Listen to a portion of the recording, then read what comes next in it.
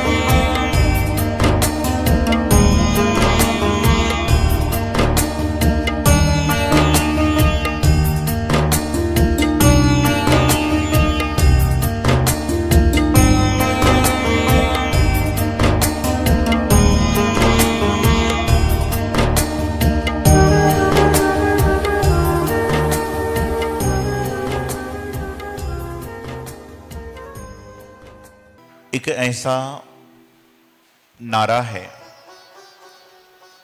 जो प्रत्येक मजहब में, प्रत्येक ग्रंथ में, प्रत्येक धर्म में और प्रत्येक संप्रदाय में स्वीकार है।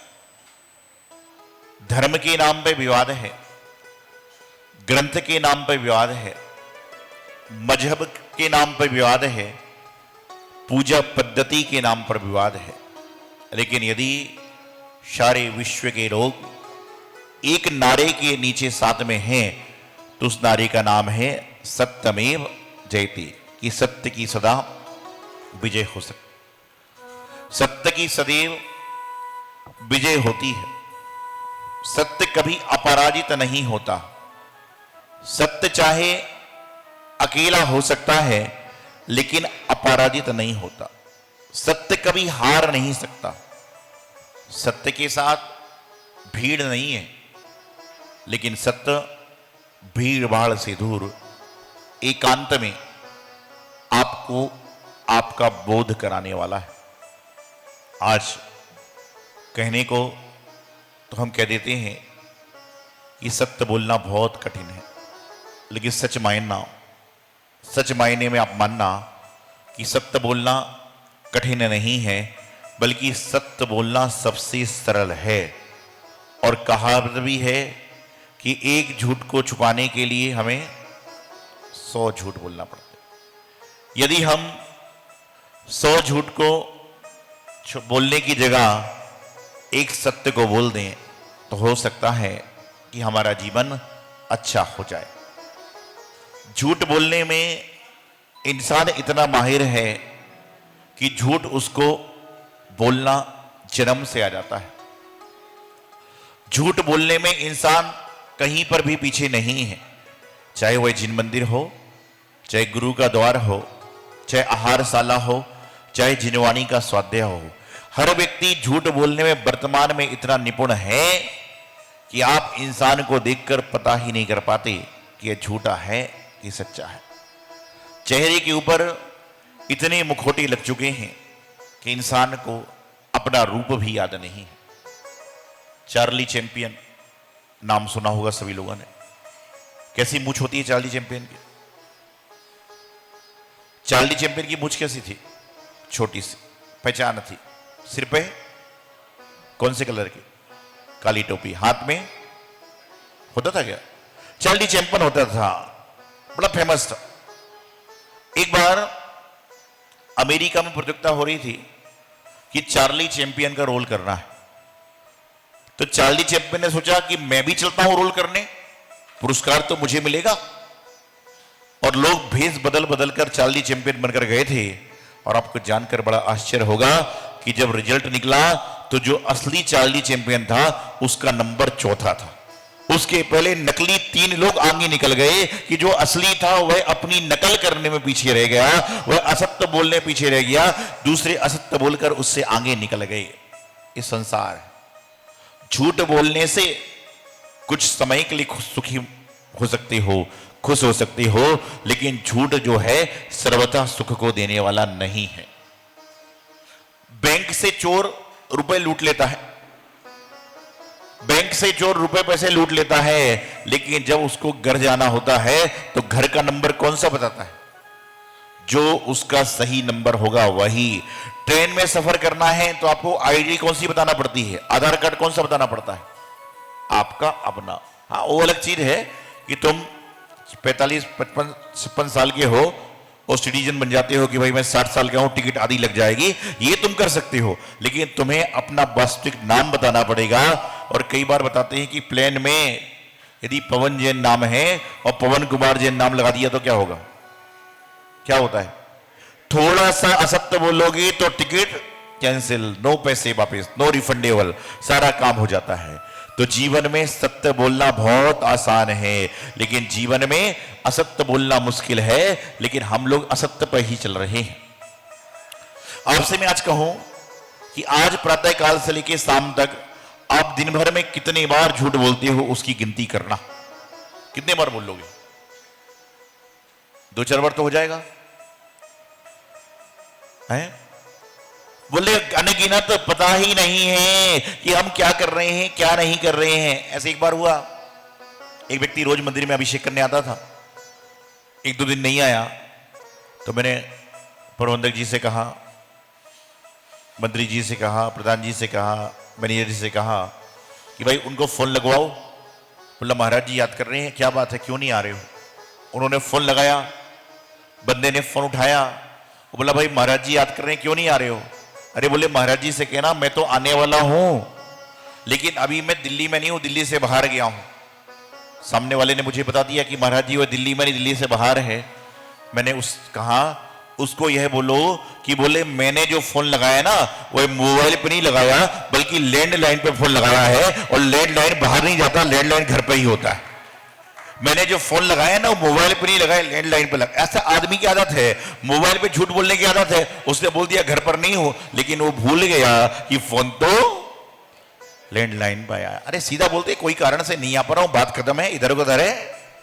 जीवन में यही तो है, यही तो असत्य है जो आपको गति को खराब करने वाला है। एक जगह पर सत्संग हो रहा था और कल भी बताया था मैंने कि जब पहले महाराज जी के प्रवचन होते थे तो प्रवचन के बाद लोग खड़े होते थे कि मेरी 2 प्रतिमा, मेरी 5 प्रतिमा, मैं सूर्य जल का त्याग, मैं रात्रि भोजन का त्याग। और आज भी लोग खड़े होते हैं। मालूम चल जाए कि महाराज जी प्रवचन के बाद नियम देने वाले हैं, लोग खड़े होकर धीरे धीरे बाहर जाने लग जाते हैं। क्या करते हैं? लोग खड़े होकर धीरे धीरे बाहर जाने लग जाया करते हैं। तो जीवन में नियम का मौका लगे, खड़े होइए, साधु के पास जाइए, जो यथाशक्ति उतना पालन करिए ना, जबरदस्ती थोड़ी पकड़ा देंगे आपको। तो महाराज नियम दे रहे थे, हर व्यक्ति खड़ा होता, नियम लेता, चला जाता, खड़ा होता, नियम लेता, चला जाता। इतने में एक व्यक्ति चुपचाप खड़ा था, वह खड़ा ही नहीं होता, बैठा था, खड़ा नहीं हो रहा। महाराज ने उसको बुलाया, बोले भाई क्या बात है, क्यों नहीं नियम लेते हो? बोले महाराज जी मैं नियम नहीं ले सकता। बोले क्यों? क्योंकि बोले मैं चोर हूं। क्या कहा? मैं चोर हूं, चोर हूं, मैं नियम नहीं लूंगा। संत बोले कुछ तो नियम ले लो, छोटा मोटा नियम ले लो। बोले मैं चोरी करना छोड़ नहीं सकता, मैं डाका डालना छोड़ नहीं सकता। तो महाराज ने कहा ऐसा करो, तुम नियम ले लो कि मैं 5 दिन तक सत्य बोलूंगा। क्या करना? 5 दिन तक सत्य बोलूंगा। उसने कहा इसमें क्या बाधा है? उसने कहा ठीक है नियम ले लेता हूं कि 5 दिन तक मैं सत्य भाषण ही करूंगा। और वह तीसरे दिन राजमहल में चोरी करने पहुंचा। तो राजमहल में जब दरबार में प्रवेश किया तो लोगों ने पूछा भाई कहां से आए हो, कहां जा रहे हो? उसने कहा मैं चोर हूं और राजा के खजाने में चोरी करने आया हूं। चौकीदारों को लगा ये मजाक कर रहा है, राजा का कोई विशेष व्यक्ति होगा, ये तो कोई चोर कहेगा कि मैं चोरी करता हूं। उसको जाने दे दिया। आगे गया, आगे उसको सेनापति मिला। बोले कहां जा रहे हो, कहां से आए हो? बोले मैं चोर हूं और राजा के खजाने में सेंध मारने के लिए आया हूं। उसने बोला मजाक करते हो? बोले नहीं मजाक नहीं कर रहा हूं, चोर हूं। उनको लगा ये राजा का कोई विशेष आदमी है, यदि मैं जांच पड़ताल करूंगा राजा नाराज। उसने आगे भेज दिया। ऐसे ही करते करते लास्ट में मंत्री मिला। मंत्री ने पूछा कहां से आए हो भाई? उसने कहा मैं चोर हूं और राजमहल में चोरी करने आया हूं। उसको लगा कि ये मजाक कर रहा है और उसको जाने दिया। ऐसा करते करते हुए रानी के कक्ष के पास से निकला। रानी ने पूछा कौन है भाई, रात को कहां जा रहे हो? उसने कहा रानी मैं चोर हूं और राजे के खजाने में चोरी करने आ रहा हूं। रानी ने कहा यह तो राजा का अभिन्न मित्र होगा जो मुझसे मजाक कर रहा है। और राजा के खजाने पहुंचा, चोरी करी। इतने बाहर सेनापति मिला। बोले चोरी कर ली? बोले हाँ चोरी कर ली, भर ली थैली है। सेनापति ने कहा बहुत मजाक कर रहा है। और ऐसे करते करते वह बाहर निकल गया। अगले दिन जब खजाने की चेकिंग हुई, खजाने में बहुत सारा माल चोरी हो गया। अब लोगों को लगा कि हो ना हो वह चोर होगा। राजा ने कहा वह चोर तो जरूर है लेकिन सत्यवादी चोर है। क्या है? चोर तो जरूर है लेकिन वह सत्यवादी चोर है। आप मुनादी पिटवा दो कि जो चोर है जिसने चोरी करी उसको राजा याद कर रहे हैं। उसका 5वां दिन था सत्य बोलने का। वह पहुंच गया। बोले राजा मैं ही चोर हूं, मैंने चोरी करी है। राजा ने सोचा कि जब इंसान चोरी कर रहा है तो भी सत्य बोल रहा है, यदि इसको मैं अपना सलाहकार नियुक्त कर दूं तो मेरे राज्य का तो विकास हो जाएगा। और उसने 5वें दिन राजा ने उस चोर को अपना विशेष सलाहकार नियुक्त कर दिया और चोर का पूरा जीवन बदल गया। किस कारण से? मात्र सत्य बोलने से चोर सलाहकार बन गया। तो हम अपने जीवन में यदि सत्य को बोलेंगे तो हमारा जीवन क्यों नहीं बदलेगा? आज हम झूठ क्यों बोलते हैं? झूठ बोलने के 4-6 मुख्य कारण हैं। तत्वशुद्ध ग्रंथ जब पढ़ते हैं तो उसमें भी आता है क्रोध, लोभ, भीरुत्व, सब पढ़ते ना कि क्रोध के कारण, लोभ के कारण, डर के कारण, प्रेम के कारण, हास्य के कारण। कई बार लोग हास्य में सत्य बोल देते हैं। एक बार उन्होंने कह दिया कि एक बार मैं प्रवचन दे रहा था, एक व्यक्ति ने कहा कि महाराज जी आज आपके प्रवचन में 4 चांद लग गई। क्या कहा? आपके प्रवचन में 4 चांद लग गई। मैंने लोगों की तरह दिखा, एक चांद तो ऊपर है और बहुत सारे चांद, समझ गए ना? आजकल चांद नहीं, आज तो बिग लग जाता है चांद के ऊपर। मैं तरह चाह रहा हूं तो ऐसे ऐसे लोग क्या बोलते हैं, ये लोग बोल जाते, आदत है आदमी की, ये छोटे छोटे से कारण है उसमें आदमी असत्य बोल जाता है, क्रोध में गुस्से में बोल देता है कि तू चुप हो जा, नहीं तो मैं तेरी हड्डी पसली एक कर दूंगा। आज तक कोई कर पाया क्या? लेकिन गुस्से में भी आदमी असत्य बोल देता है। लोभ में, लालच में, जब लालच बढ़ जाती है, लोभ बढ़ जाती है, तो आदमी क्या करता है? झूठ में निपुण हो जाता है। यही जीवन का सार, यही उत्तम सत्य का धर्म का संदेश, यही मंगल स्वभावना। गुरुदेवाचार्य सिद्धांत सागर जी महाराज की।